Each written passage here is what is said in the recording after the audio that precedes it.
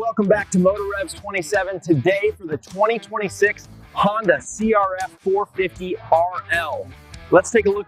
On paper, the 2026 Honda CRF450RL looks like the ultimate unicorn, a race-bred 450 cubic centimeters enduro weapon that's somehow street legal.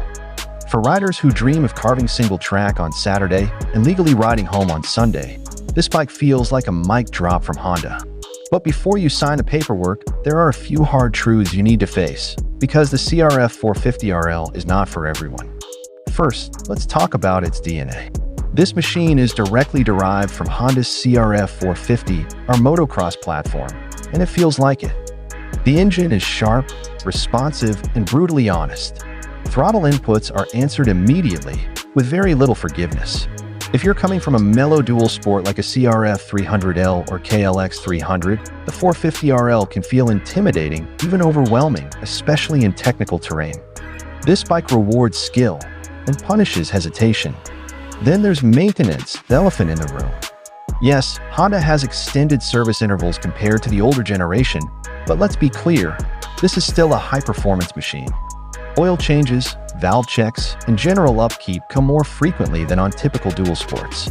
If you're the kind of rider who wants to ride it and forget it, this bike may test your patience and your wallet. Weight and ergonomics are another point to consider. While relatively light for a street-legal 450, the CRF450RL is tall, firm, and unapologetically focused. The seat is narrow and hard, designed for standing and attacking trails, not cruising highways. Long road sections can quickly become uncomfortable, and the close ratio gearbox means higher RPMs at speed, translating to more vibration and fatigue. Now let's address street use, because yes, it's legal, but it's not relaxed. The lighting, mirrors, and emissions equipment do their job, yet the bike never truly hides its off-road obsession. This is a dirt bike wearing a license plate, not a dual sport pretending to be a dirt bike. If commuting is your main goal, there are better, calmer options. Finally, there's the price. The CRF450RL sits at the premium end of the segment, and that price reflects its technology, build quality, and racing heritage. But once you factor in maintenance, potential upgrades, gearing, ECU tuning, exhaust, and riding gear to match its capability, the real cost becomes very clear. So, should you buy one?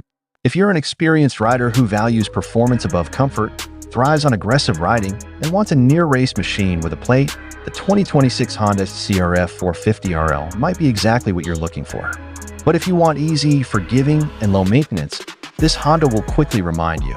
It was born to race first, and compromise never came easy.